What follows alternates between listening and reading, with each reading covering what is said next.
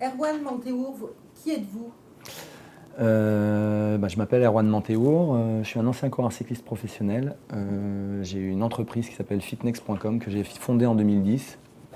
Voilà. Une entreprise de quoi? Une entreprise de coaching alimentaire et sportif. J'aime bien dire que c'est un système expert de santé durable. Donc vous êtes entrepreneur. Vous avez commencé votre boîte en 2010. Vous avez démarré à ce moment-là. Vous en êtes où aujourd'hui? Aujourd'hui, je viens de faire ma 3e levée de fonds. J'avais fait 2 tours de Love Money à hauteur de 300 000 € sur les 2 premières années. Et j'avais besoin d'internaliser la technique, d'accélérer la croissance et d'investir dans le marketing et le produit. Donc j'ai levé 750 000 € auprès de 2 fonds d'investissement, Nestadio Capital et 3T. En quoi consiste votre activité?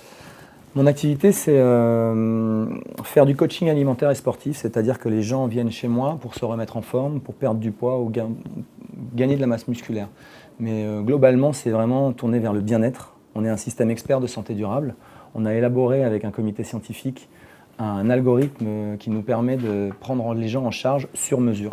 Savoir qu'on a un questionnaire d'une centaine de questions qui nous permet d'établir un bilan psychocorporel de la personne, connaître son environnement, son passé médical, sportif, mais aussi son morphotype. Ça, c'est très important parce qu'on ne le fait pas aujourd'hui. Tous les gens qui sont sur le marché de la minceur font des choses génériques, la même chose pour tout le monde.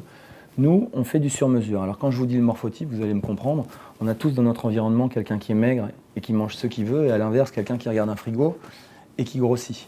Là, je viens de vous parler d'un ectomorphe et d'un endomorphe. Ces deux personnes, on ne les traite pas de la même façon. Ils ne vont pas s'entraîner de la même manière, ils ne vont pas s'alimenter de la même manière pour atteindre un objectif.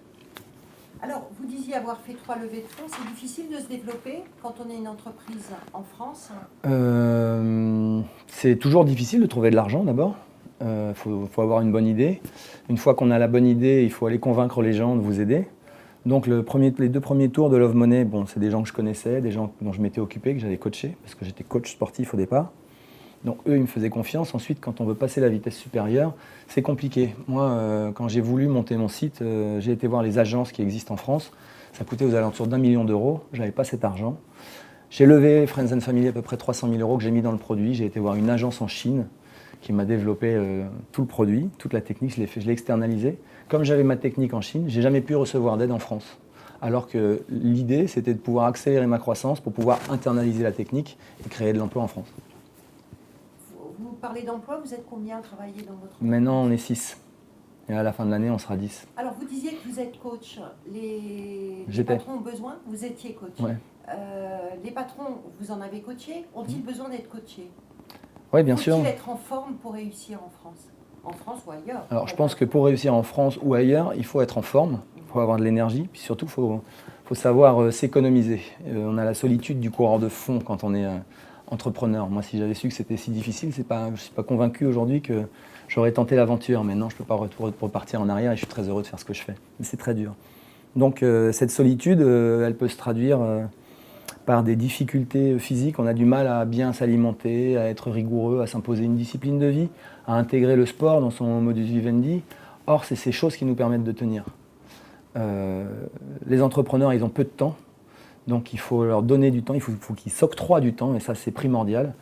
Le problème, c'est qu'on n'a pas conscience qu'on n'est pas éternel, qu'on peut être fragile avec ses vies à 100 à l'heure. C'est des grosses problématiques, donc c'est déjà dégager du temps. Essayer d'avoir un fond nutritionnel correct, parce que si on mange bien, on est en forme. On n'a pas besoin de beaucoup dormir si on mange bien.